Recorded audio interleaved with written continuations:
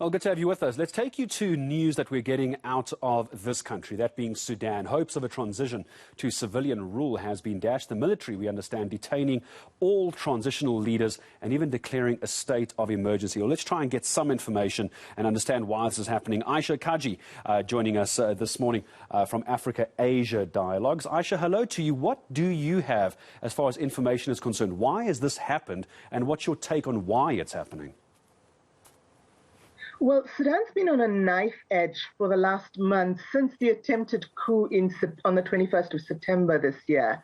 And it's really been split between those mainly in Khartoum who support the interim transitional council, the interim government, which is meant to take Sudan through to elections in 2023, and others who want that interim council dissolved and the military to take over. And of course, since yesterday, the military has been in charge. They've arrested the interim prime minister, as well as several other civilians.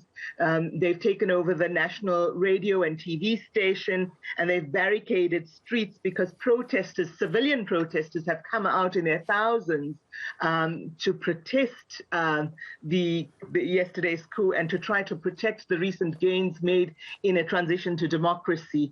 So we know for sure that at least 7 people have been killed and over 140 wounded since yesterday. This is very typical of Sudanese military.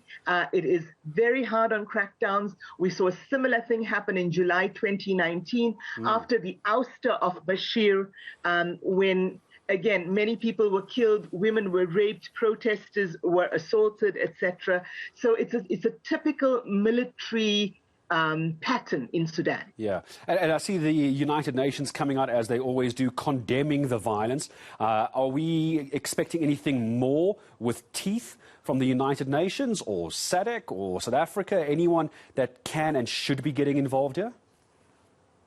Well, the United Nations, the African Union, and the Arab League have all condemned the coup. And South Africa and Nigeria were apparently very vocal in the African Union's Peace and Security Council meeting yesterday on this issue.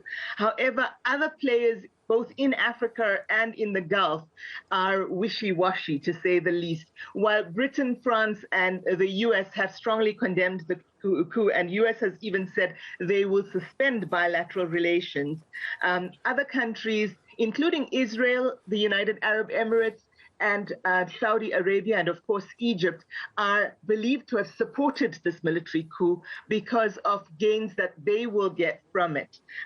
In fact, the United Arab Emirates and Egypt generally are very opposed to the Muslim Brotherhood, and the Muslim Brotherhood in Sudan is one of the parties that's been calling for military takeover, yet these Gulf countries appear to fear democracy more than they fear their old rival. Yeah, and so what now is going to happen? So we understand that this General Abdel Fattah al-Burhan dissolving the cabinet and transitional council, even though there is opposition to how it's being done. Do we know if there's at least a roadmap to stability and trying to get back into a transition?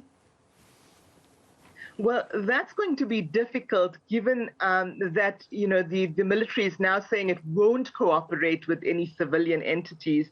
The Sudanese Professionals Association and the Forces for Change, which were the main drivers of the civilian protests back in 2019, and have been an element of the civilian government, has essentially declared that the military coup is illegal. So too has the Ministry of Information in the country, which still appears to be loyal to Mr. Hamdok and the Transitional Council. The best route forward for Sudan would be to retain the status quo and the interim government right now. While Mr. Burhan is saying that they will stick to the timetable of elections in 2023, these elections are going to be the type of elections Sudan has always had as a de facto one-party state, and therefore will keep the military in power.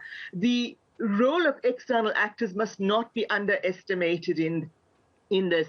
As I've said, I've spoken about the Gulf states, Egypt, etc. There's also, of course, Ethiopia, who would be dismayed by this development because it means it will lose support in its long-running dispute with Egypt over the Nile. So Sudan's really strategically important both for countries within Africa and in the wider world. And this should be a development that, globally should be condemned, and there needs to be some kind of negotiation, perhaps led by the United Nations Security Council and the African Union, to try to bring the interim government back on track. Of course, one of the main criticisms of that government has been its failure on the economic front, with removing subsidies around fuel. Inflation has soared to almost 400%. The port at Port Sudan in the northeast has been blocked largely by the Beja tribes, which support the military and therefore have cut down an important artery of provisions and supplies into the center of the country. External players, as you say, is going to be critical in this. Ayesha Kajee, what a pleasure speaking to you about the situation. As we know, always difficult to get reliable information out of that part of the continent, but Ayesha Kajee with her finger on the pulse there from Africa-Asia Dialogues.